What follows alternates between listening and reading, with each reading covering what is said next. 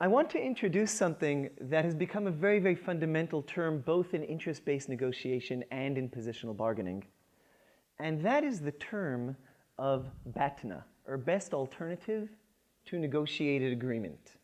BATNA is an acronym, but people use it as if it were a word. So familiarize yourself with it, and I'll explain what that means. When you're negotiating with someone about something, chances are that you have alternatives with other people outside the room, meaning that, sure, you could seal a deal with the person you're negotiating with now, but you might also be able to go negotiate with someone else and receive the same object or the same value or the same item from them through a different negotiation. For example, if I'm buying a used car from someone and and we're discussing the price of a Ford Focus, so I could say, okay, you know what, I'm leaving this negotiation, and what do I have out away from the table? I have another negotiation with another car salesman for another Ford Focus. So in every negotiation, I have alternatives which are things I can do on my own outside of the negotiation. I don't need one car salesman's agreement in order for me to go and talk to another car salesperson. So this is something I can do on my own. So my alternatives are basically things I can do if I decide to put this negotiation on ice. Now, in most negotiations, we have many alternatives. Some of them are desirable alternatives, and some of them aren't so desirable alternatives.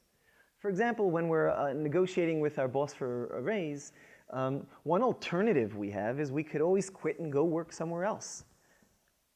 That might be a very desirable alternative if the alternate place really exists and if they're offering us a lot more money, et cetera, et cetera. It might not be a desirable alternative if we're not so sure it exists or if they're offering low salaries. So alternatives don't necessarily mean that we can just go out and do anything, but it does mean that we have choices, we have a range of choices, including the negotiation we're taking part in, and we need to choose from all of these alternatives, we need to choose what will serve us best. Now, a BATNA is a best alternative. The best alternative is the one that we zoom into in our negotiation analysis.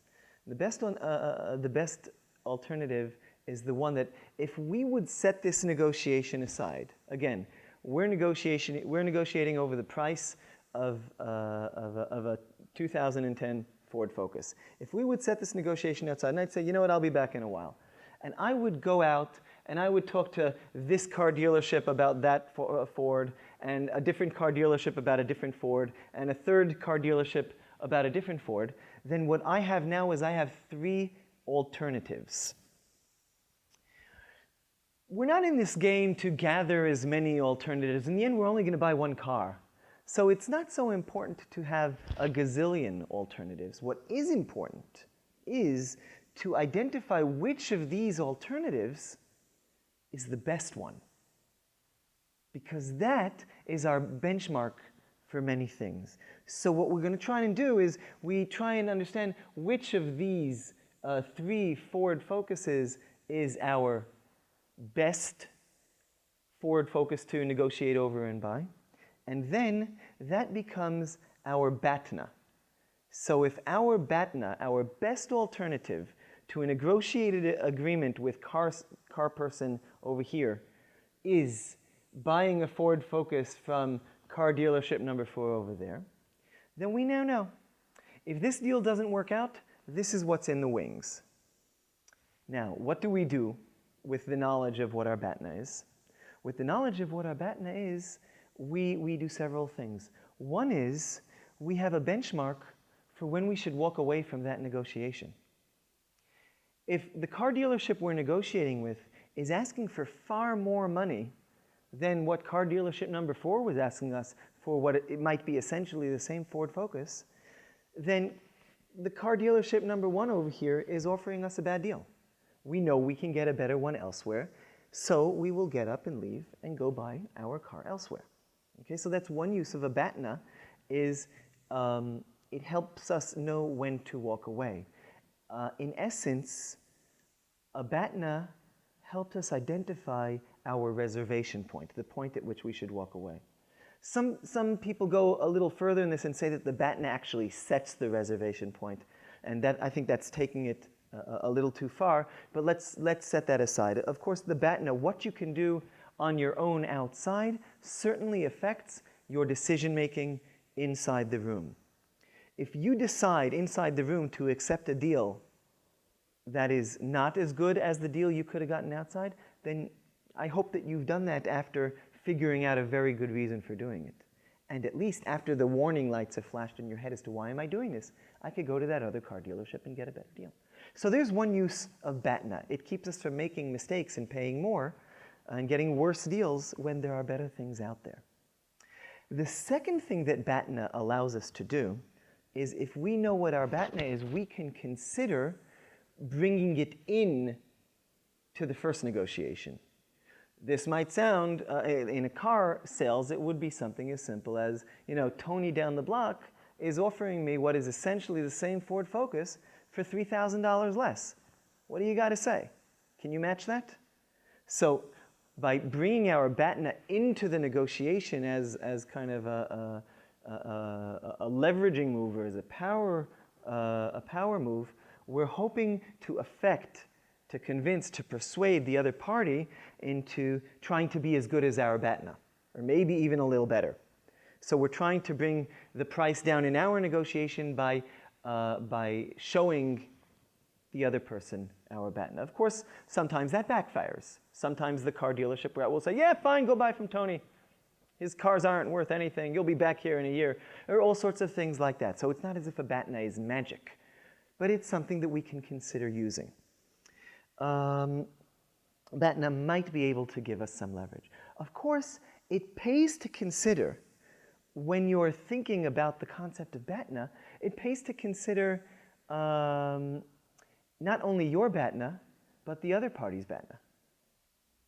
Okay? If you know that the car dealership you're dealing with has already sold 20 Ford Focuses this month and are selling them at a pace of 2 a day easy and are not lacking for customers, then maybe they're not too worried. They feel that they have a pretty good BATNA. Their good BATNA is the next guy who will walk in off the street after you, so they're not worried about not selling it to you.